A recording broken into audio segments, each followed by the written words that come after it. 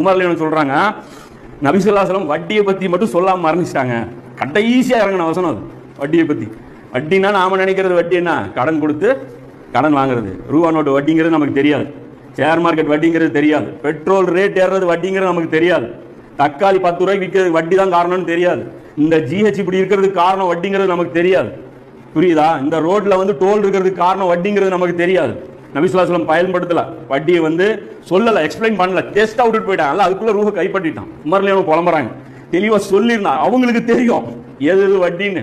வட்டியுடைய list ரொம்ப பெருசு. எல்லாம் இவ்வளவு மொத்த புக் எழுதியிருக்காங்க. இஸ்ரார் அஹமது, யாரு, மௌலானா மௌதூதி, இம்ரான் ஹுசேன். அதே மூமின்களுக்கு மட்டும் இவ்வளவு பெருசா தெரியுது. உங்க வட்டி புக்கு 4 பேஜ்ல இருக்கு. வட்டி வாங்குபவன், வட்டி கொடுப்பவன், வட்டி சாட்சியா இருப்பவன், இதோட உங்க வட்டி முடிஞ்சிருது. அது அவங்களே எழுதியிருக்காங்க. நான் யோசிப்பேன், 300 பேஜ் 400 பேஜ் வட்டியில் என்னப்பா இருக்குது, வட்டி பத்தி ஏன் இவ்வளோ டீட்டெயிலாக எழுதுறாங்க, இவ்வளோ டீட்டெயிலாக வட்டி தான் மேட்ரு. இன்னைக்கு வட்டினாலதான் இந்த மனிதர்கள் ஏன் நரகத்துக்கு போறான், ஒருத்தன் பணம் சம்பாதிக்கிறது. பணம் ஏன் அவனுக்கு சம்பாதிக்க தேவை வருது, வட்டினால அவன் சம்பாதிக்கிற தேவை வருது. இன்னைக்கு அல்லாஹ் கொடுத்த பொக்கிஷங்களை கரெக்டா நிர்வாகம் பண்ணா, இஸ்லாமிய ஆட்சி கொண்டு வந்தா எப்படி இருக்கும் தெரியுமா இந்த பூமி?